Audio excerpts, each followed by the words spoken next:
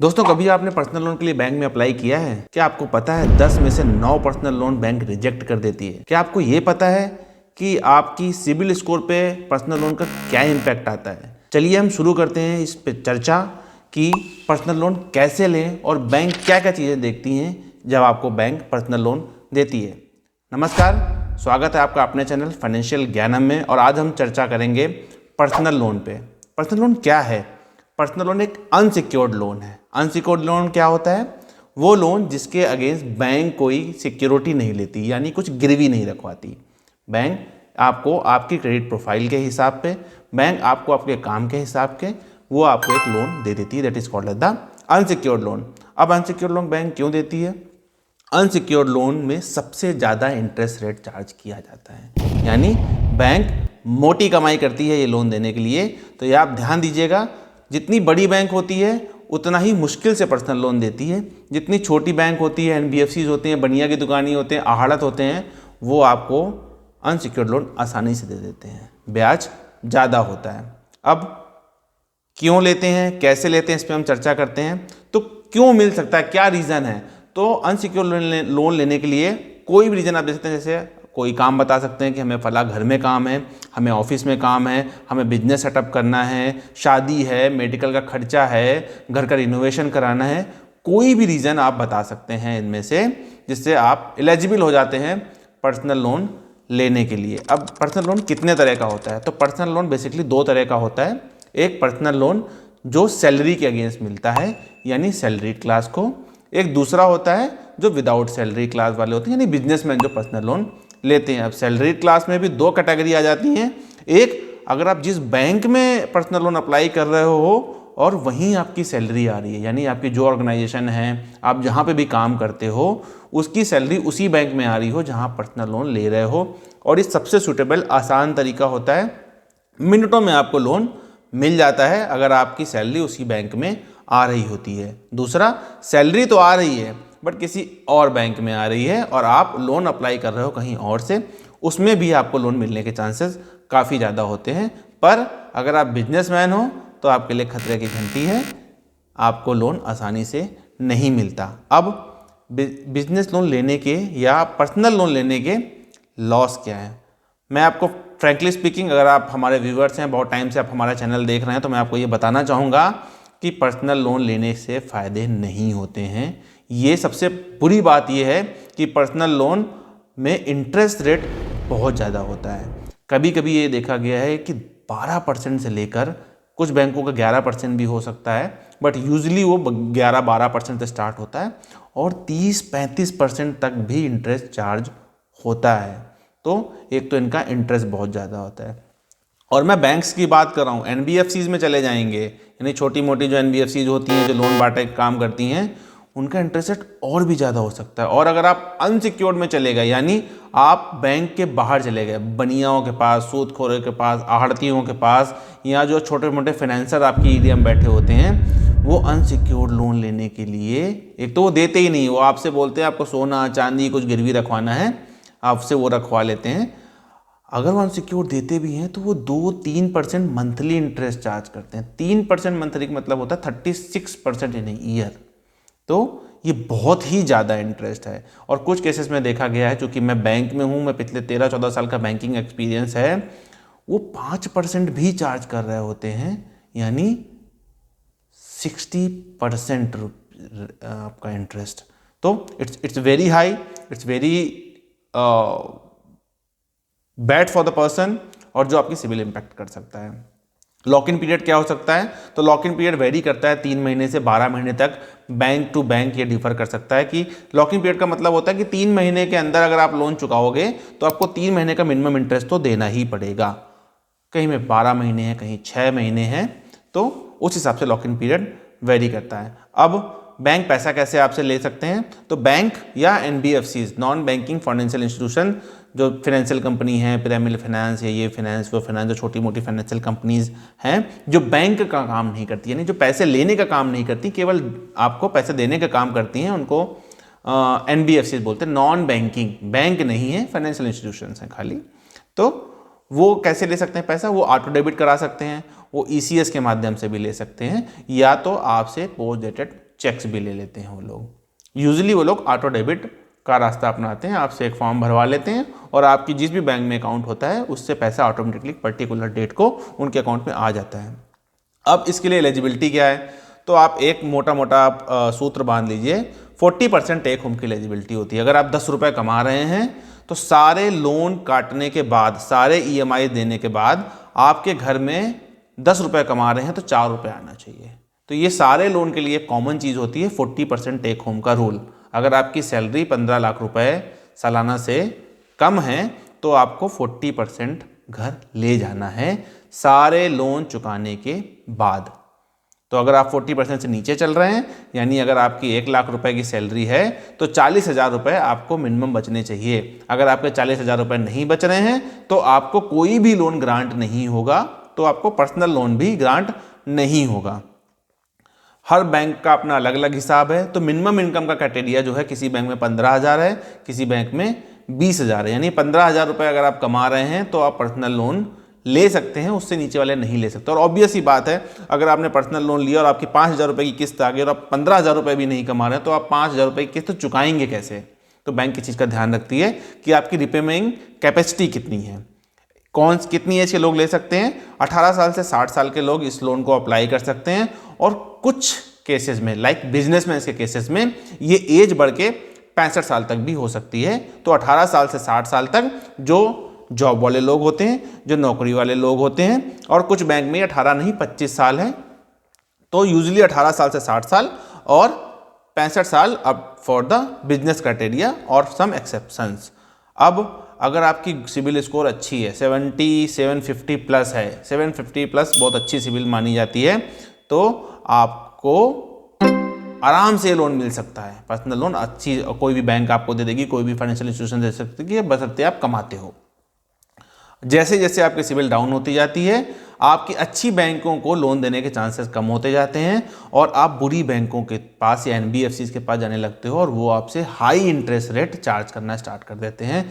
जैसे जैसे आपके अच्छी बैंकों के ऑप्शंस खत्म होंगे, आप बैंक आपकी एसेट लाइबिलिटी भी चेक कर सकती है। एसेट क्या होते हैं, जो आपके पास अच्छी चीज़ें हैं, आपके पास सोना है, आपके पास घर है, आपके पास गाड़ी है, आपके पास बंगला है, तो एसेट्स ज़्यादा होने चाहिए। लाइबिलिटीज़ क्या होती है, आपके पास कितने लोन चल रहे हैं। तो हमेशा एसेट लाइबिलिटी का जो रेशियो होता है वो बैंक जरूर चेक करती हैं। आपके पास हमेशा एसेट्स ज़्यादा होने चाहिए, लाइबिलिटी कम होनी चाहिए, यानी आपके पास लोन कम होने चाहिए, आपके पास देनदारियां कम होनी चाहिए। जितनी कम लायबिलिटी होंगी, बैंक उतना ही खुश होंगी आपको कोई भी लोन देने के लिए। और पर्सनल लोन चूंकि सबसे ज़्यादा रिस्की होता है, तो बैंक इसमें बहुत ज़्यादा ध्यान देके चलती है कि आपको कैसे लोन दें। तो जब भी आप लोन के लिए अप्लाई करने वाले हैं पर्सनल लोन, तो हमेशा ये बताइए कि आपके पास एसेट ज़्यादा हैं और लायबिलिटीज़ बैंक को ज़्यादा ना बताइए, अगर हैं भी तो। और वैसे भी आपके पास होनी नहीं चाहिए ज़्यादा लायबिलिटीज़, और हैं तब भी ना बताइए। चार्जेस क्या है, चार्जेस होता है बहुत सारी बैंक्स में अलग अलग होता है। यूजली प्रोसेसिंग फीस जो होती है 1% से 2% के आसपास होती है, यानी 1 लाख रुपए लोन लिया तो 1,000 से लेकर 2,000 प्लस GST आपको bank as a file charges, processing fees या कोई भी चार्ज बोल के बैंक आपको उतना पैसा ले लेगी। अब पेमेंट के अलावा और कोई फीस हो सकती है, तो नॉर्मली और कोई फीस नहीं होती। प्री पेमेंट चार्जेस जरूर कुछ बैंक्स में हो सकते हैं, यानी अगर आप लोन को पहले बंद करना चाहो तो कुछ बैंकों में होता है कि आपको 3 महीने के पहले आप लोन नहीं बंद कर सकते, कुछ बैंकों में होता है 6 महीने, कुछ महीने में 12 महीने। आप जब भी पर्सनल लोन लें, ये आप जरूर देख लें कि आपके यहाँ कोई प्री पेमेंट चार्जेस है कि नहीं, क्योंकि प्री पेमेंट चार्जेस काफ़ी ज़्यादा हो सकते हैं। 1%, 2% या 3% आपका लोन आउटस्टैंडिंग है। यानी आप मान लीजिए आपने 1 लाख रुपये लोन ले लिया और आपके पास 1 महीने बाद सपोज करिए कहीं से 1 लाख रुपये आ गए, तो क्या होगा, आप उसमें जमा करने जाओगे तब भी बैंक बोलेगी आपने लोन तो ले लिया था, लेकिन अब आपको फ्यूचर का भी ब्याज देना पड़ेगा जिस टाइम पे आपका लोन नहीं चल रहा है। तो ये आप जरूर ध्यान रखिए कि प्री पेमेंट चार्जेस कितने हैं और कितने टाइम तक आपको प्री पेमेंट चार्जेस देने हैं। डॉक्यूमेंट क्या रिक्वायर्ड होते हैं, डॉक्यूमेंट बहुत सिंपल से डॉक्यूमेंट होते हैं, क्योंकि अनसिक्योर्ड लोन है, इसमें बहुत ज़्यादा कुछ देने लेने के लिए होता नहीं है। तो एक एप्लीकेशन फॉर्म होगी, एक फ़ोटो होगी, KYC होगा। KYC मतलब होता है आपके पर्सनल डॉक्यूमेंट, आधार कार्ड और पैन कार्ड। 6 महीने का बैंक स्टेट मांगेंगे अगर आप सैलरीड हैं, यानी आप जहाँ पे सैलरी ले रहे हैं वहाँ आपकी सैलरी आ भी रही है कि नहीं आ रही है, आप बैंक में लेना देना कर रहे हैं कि नहीं कर रहे हैं, इसलिए आपका 6 महीने का बैंक का स्टेटमेंट मांगेंगे।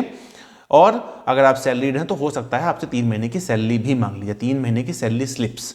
तो उससे उनको पता चल जाता है कि फेयर इनफ आइडिया लग जाता है कि आप कितनी सैलरी कमा रहे हैं, और आपसे कैंसिल चेक्स मांग सकते हैं और आपसे साइंड चेक भी मांगेंगे। कैंसिल चेक ईसीएस लगाने के लिए होता है कि दूसरी बैंक से आपको पैसा लेना है, और साइंड चेक सबसे खतरनाक चीज़ होती है।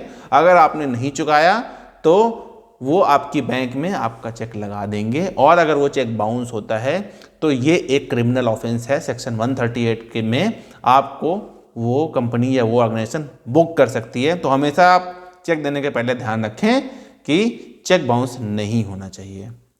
चेक बाउंस होना बहुत ही सीरियस ऑफेंस होता है। अब और क्या मांग सकते हैं, आपसे आईटीआर मांगेंगे, इनकम टैक्स रिटर्न, और फॉर्म 16। अगर आप जॉब करते हैं तो फॉर्म 16 होगा, और आप अगर बिजनेस करते हैं तो आपको कंप्यूटेशन मांगेगी बैंक कि आपका जो आईटीआर का है उसका कंप्यूटेशन शीट लाइए। आईटीआर के पीछे 2-3 पेज की एक शीट होती है जो आपके सीए ने बना के या जिससे भी आप अपना भरवाते हैं आईटीआर, वो आपको कंप्यूटेशन शीट देगा। और अगर आप बिजनेस करते हैं तो आपका बिजनेस प्रोफाइल, क्या काम करते हैं, आप चुका भी पाएंगे कि नहीं चुका पाएंगे, तो वो सब चीज़ें आपको मांगेंगे आपसे चीज़ें।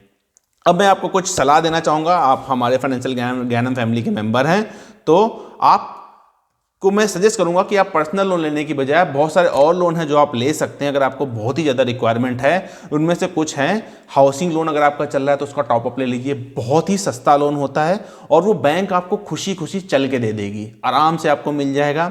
आप लैप ले सकते हैं, लोन अगेंस्ट प्रॉपर्टी, अगर आपके पास कोई भी प्रॉपर्टी पड़ी है उसके अगेंस्ट आपको लोन मिल जाएगा, और उसका interest rate usually personal loan से कम होता है। लैप आपको 8-9% से स्टार्ट हो जाएगा और 11-12% तक आपको बैंकों के हिसाब से, अलग अलग बैंकों का अलग अलग लैप का रेट होता है।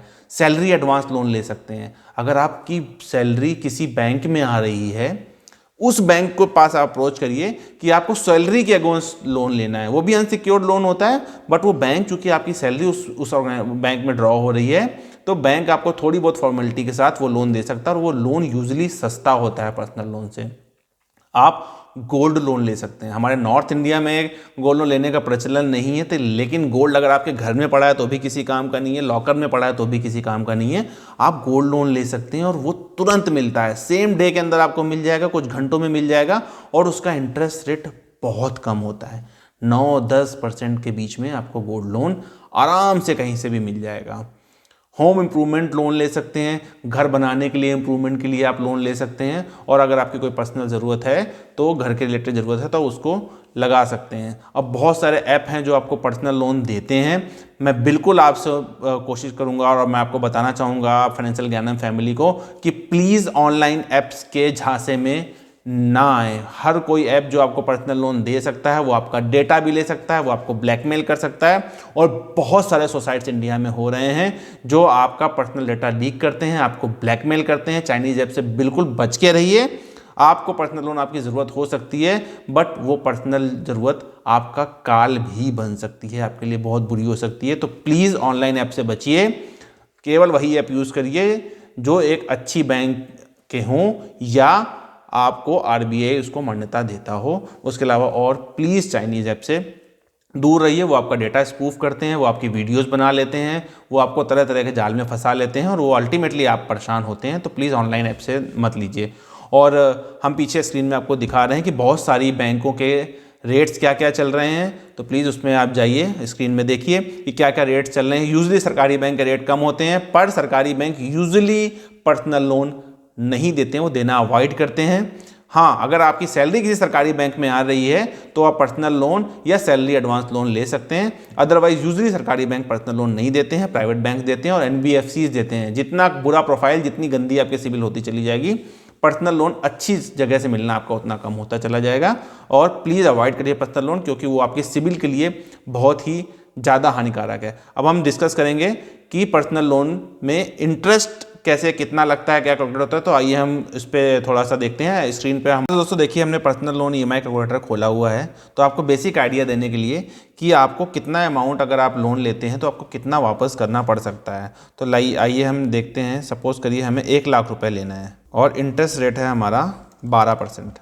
5 साल के लिए लोन लेते हैं हम, सपोज़ करिए, तो हमारी ईएमआई बन रही है 2224 रुपये, और हमने टोटल 5 साल में इंटरेस्ट कितना दिया, 33,000 रुपये। 1 लाख रुपए दिए लिए और 1,33,000 रुपये हमने वापस किया। अब सपोज करिए हम यही किसी अच्छी बैंक को हटा के एक NBFC के पास जाते हैं जहाँ इंटरेस्ट होता है 30%।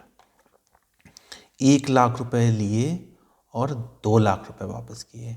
तो यही एक अंतर होता है एक अच्छी बैंक से, एक अच्छे फाइनेंशियल इंस्टीट्यूशन से लोन लेना, और ये ही एक अंतर होता है एक पूरी जगह से लोन लेने में। तो ये वेरी कर सकता है 12, 10, 11%, 12% से लेकर, सपोज करिए हमने 11% लिया लोन, तो हमने कितना इंटरेस्ट चुकाया? 1,00,000 रुपये लिया और 30,455 रुपये इंटरेस्ट दिया 5 सालों में। और यही अमाउंट अगर हम बढ़ा देते हैं, सपोज करिए हमको 5,00,000 रुपये लेने हैं, 11% पे अगर हम लेते हैं 5,00,000 रुपये, हमारी 10,871 रुपये किस्त आती है। प्रिंसिपल अमाउंट हमने 5,00,000 रुपये लिया और उस पर इंटरेस्ट दिया 1,52,000 रुपये हमने दिया 5 सालों में। अब सपोज करिए यही हमने 25% पे कर लिया काम,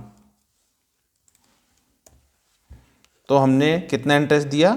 3,80,000 रुपये, यानी, और हमने यही 30 पे किया, 4,70,000 रुपये इंटरेस्ट देना पड़ेगा दोस्तों। तो हमेशा हमें ये ध्यान रखना है कि हम अपने हमेशा सिबिल अच्छी रखें ताकि हमें लोन अच्छी जगह से मिल पाए, और बिल्कुल कोशिश करते रहिए कि आपको पर्सनल लोन लेने की ज़रूरत ना पड़े। दोस्तों, अगर आपको ये इन्फॉर्मेशन अच्छी लगी हो तो अपने चैनल को लाइक करिए, शेयर करिए, सब्सक्राइब करिए, और अगर आपकी कोई भी रिक्वेस्ट हो तो प्लीज़ आप अपने चैनल फाइनेंशियल ज्ञान में कमेंट बॉक्स पे अपनी क्वेरी लिख सकते हैं। I will reply it personally. तब तक के लिए सुखी रहिए, खुशहाल रहिए। धन्यवाद।